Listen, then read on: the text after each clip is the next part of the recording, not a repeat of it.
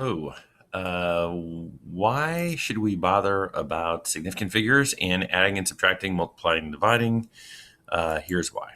Uh, Basically, because of famous engineering accidents.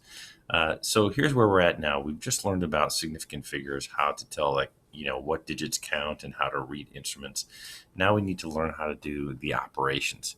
And it's basically a way to communicate. Okay, so obviously, this is one of many, and I have a link to it, but there's many, many engineering problems. I've talked to friends of mine who are engineers, and usually the biggest mistakes that occur, really any mistake that occurs these days, is because communication just wasn't happening. And these numbers, this data, how we multiply, divide, add, subtract, it's a way that we communicate scientific information, and if we make a mistake, it could be fatal.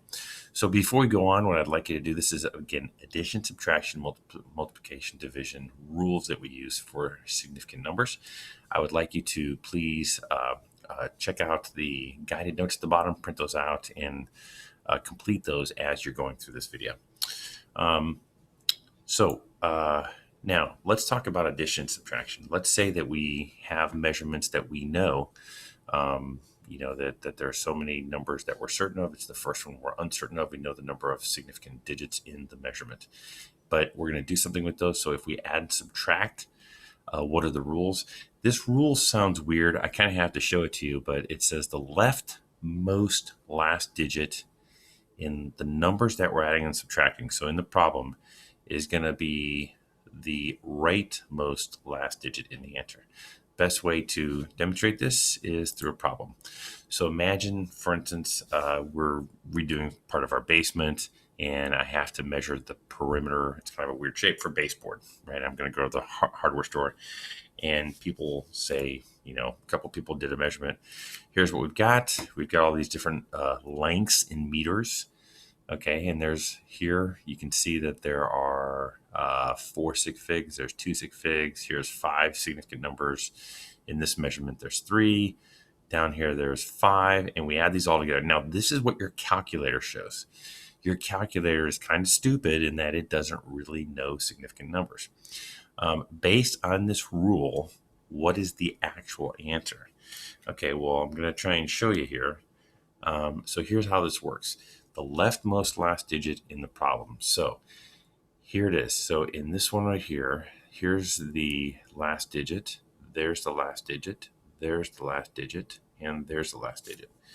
Okay, now, when we look, what is the leftmost last digit? Okay, the one that's the least precise, it would be the 10th place. Okay, so as we go to the left, we go to the 10th place. This goes to the hundreds. This goes to the thousands. This goes to the hundreds. The leftmost, the farthest I can get that arrow, is the 10th place.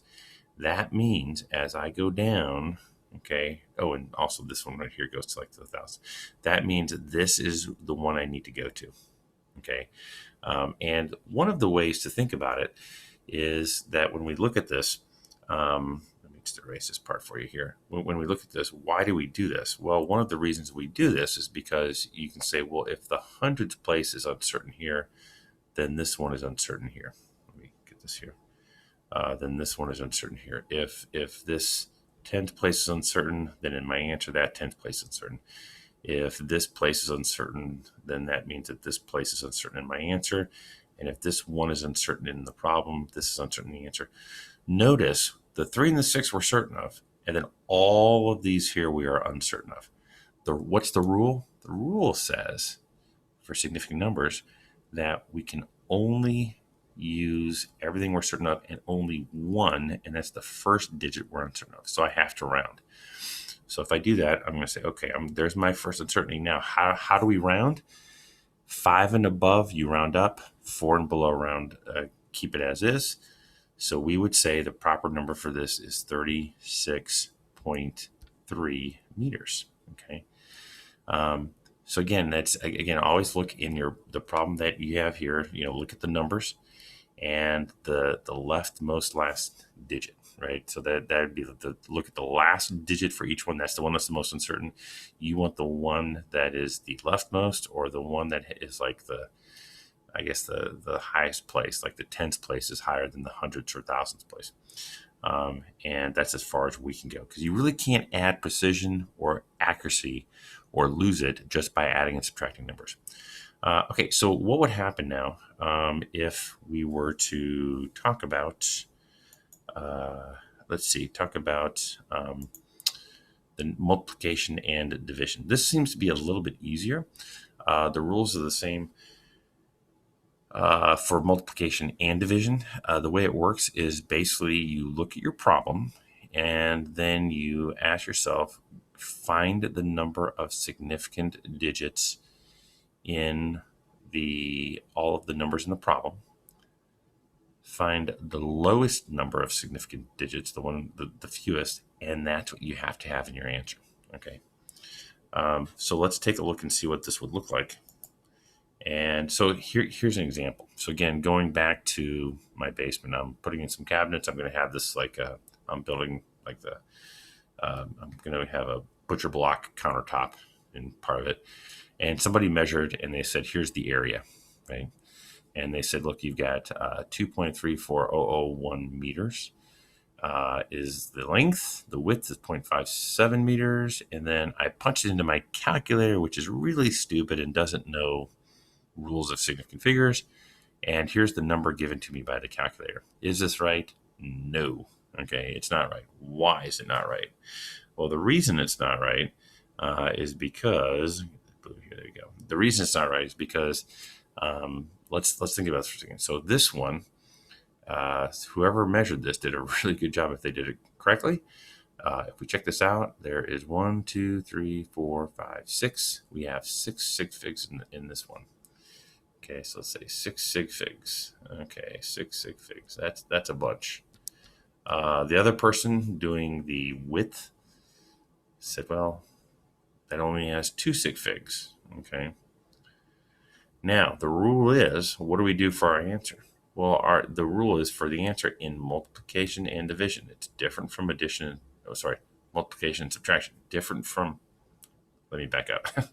Multiplication and division is different from addition and subtraction. In multiplication and division, which is what we're doing now, sorry about that, you have 6 sig figs here, you have 2 here. 2 is smaller than 6. I have to round this to only having 2 sig figs. Okay, so I would say, so if I round this, I would say 1.3 meters squared.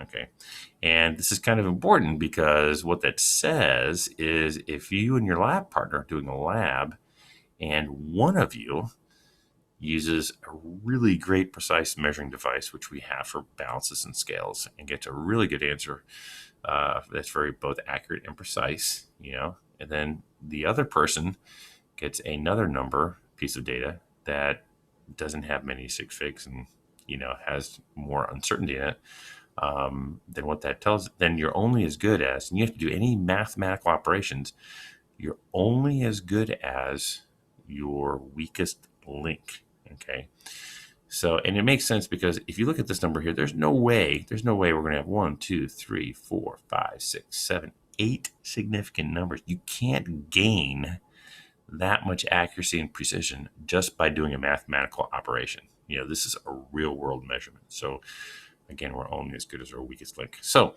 there you go. Feel free to ask questions. Bring in the questions and try and do the problems, and the problems that we have. Let me take a look here real quick. Yeah, so here's some problems that we got. So feel free to do the problems, and don't forget, units matter. Okay, no naked numbers ever. This is a G-rated class. And that's going to be extremely important because these tell us a physical quantity. This just isn't like math class where a number's a number. These numbers actually mean something. Thanks a lot. Have a great day.